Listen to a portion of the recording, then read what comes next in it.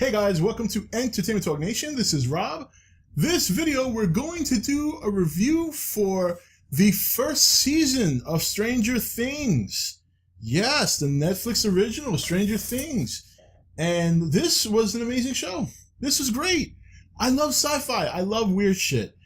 And this was definitely that. And the funny thing is this. I saw like a couple of commercials for this show. I really wasn't going to watch it. This wasn't crossing my mind. I've been on vacation this week. I've been doing a lot of work, trying to plan for the channel, during this transition where I'm doing a lot of live stuff. And I'm also kind of somewhat rebranding. I have like a new logo incoming. So I've been doing all this work on the channel, plus trying to enjoy my vacation. I didn't stream this week very much like I thought I would because I went out and enjoyed my vacation. It was me and my wife went out and we saw Ghostbusters and all this stuff, and we went out this weekend. So this show was like in the back of my brain. I had like zero, not that I had zero interest. It was like, oh wow, look at that, looks cool. And then that's it, just out of sight, out of mind. So the other night it was Friday night. Friday night, I went out, I came back, me and my wife had dinner, and I was like, hey, you watching anything? She's like, no. I was like, oh, I want to find something to watch. So I said, screw it, let me pop this on. It's sci-fi, I like sci-fi, let's give it a chance. Sucked right in.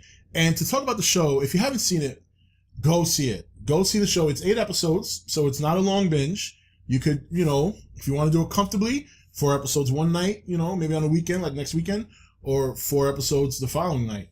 I more or less did 2 and 6, because the first night I saw the first 2 episodes and I was hooked, but I was also very tired and I didn't want to fall asleep during the next episode. This was just a great show. It was a great show. First of all, it was nice to see Winona Ryder. I've seen her in a couple of movies. The last one I saw her in actually was Dilemma, so that was quite a while ago.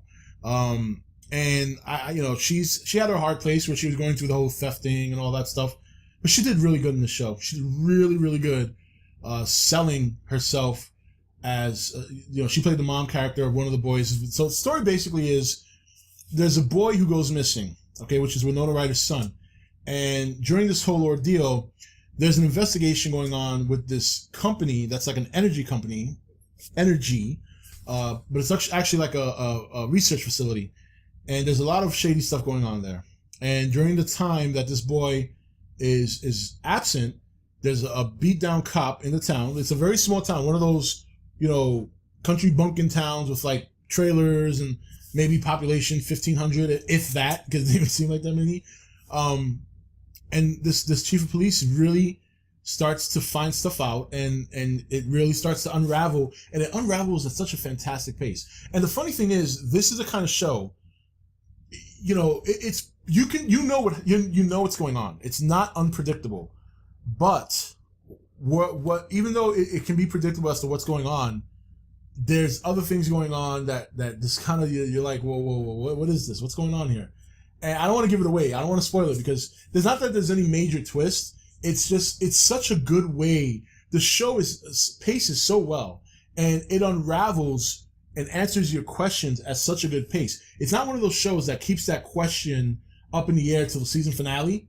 No, it slowly answers your question little by little. In fact, at the midpoint, you already know the answer probably. You're probably already guessing the answer, but that doesn't take away from the fact that there's still very good suspense to happen. There's still very good events that occur over the course of the last half of the season.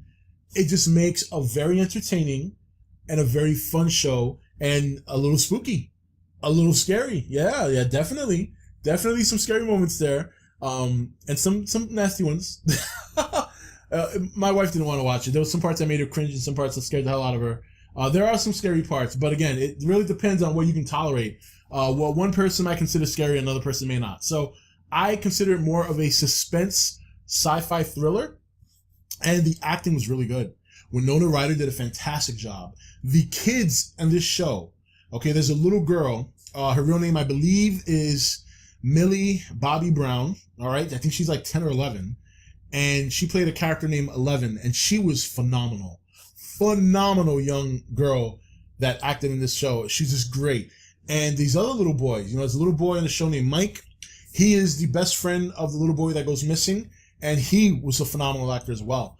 Even the teeny boppers, the teen portion of the show, which viewers tend to hate, I was actually into. There's a young girl named Nancy. She's the older sister of Mike, which is Will's friend. I was just talking about Mike, and she's dating this kid from school, and she gives it up, and she questions his love, and then Winona Ryder has two sons. She has her son that's missing, which his name is Will, and then she has a son named Jonathan, who is a very, very mature kid, very introverted, but they know each other. Nancy and Jonathan know each other because William and Mike are good friends. And you're into this portion of the story because there appears to be a love triangle there, and you're actually going to root one way or the other, because Jonathan obviously plays a very pivotal role because he's the brother of the missing kid. And then the other guy, and I forget his name because, I was obviously rooting for the other kid. But but the other kid is not a bad guy. He makes some mistakes and he appears to be an asshole, but he turns out to be a really good kid. And it's just a really good show. It's a really entertaining show. If you haven't seen it, I recommend it. It's only 8 episodes. From what I saw, it's gotten great reviews. I don't know anything else about the show. Again, I didn't read reviews. I didn't read up on the show. I don't know if it came from a book. I don't know if it's originally written. I don't even know if there's a season 2. The way the season ended, it made it seem like that the seasons are going to focus on different stories in different places. That's my assumption based on what I saw. So I don't know if the following season, if they're going to be focusing on, I think their last name is Boylton, but the family of the missing boy, and but it's just a good show. It's a good show. It's not a mind twister. It's not even hard to predict. It really isn't. But for a show that's not hard to predict, boy, is it good. Boy, is it good, because in other areas, suspense, that get you into it. You're rooting for these people, for all of them. The kids, the adults, the teens. You're rooting for all of them. And also, it's got a very good Matthew Modine in this movie. And, I grew up watching Matthew Modine, man. This is an 80s guy. And to see him now, and he's the old man, and he did good. He had a fairly small part, but for when he was there, man, he did good. I was like, wow, I didn't know Matthew Modine could actually scare me. He never struck me as somebody that was scary. So, but anyway, Stranger Things, great show, takes place in the 80s. They did a fantastic job with the set design and everything on the show. It's very 80s, even to the introduction, the font scheme, the music, the little cracks and all that in the very opening credits that make it seem and feel very 80s. Some parts reminded me of like E.T. Just a great show, guys. If you're into sci-fi, please check it out. Stranger Things on Netflix now, season 1, and let me know what you think. If you haven't seen it, go see it. Come back in the comments. Let me know what you think about it, because I loved it. I thought it was great. Anyway, guys, that's it for this review. This is Rob signing off for ETN, where we don't do news, we just talk entertainment. Take it easy.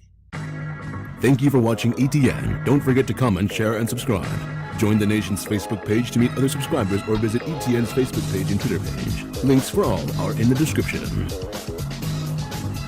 You're watching ETN. Share and subscribe. Hey guys, welcome to Entertainment Talk Nation. This is Rob.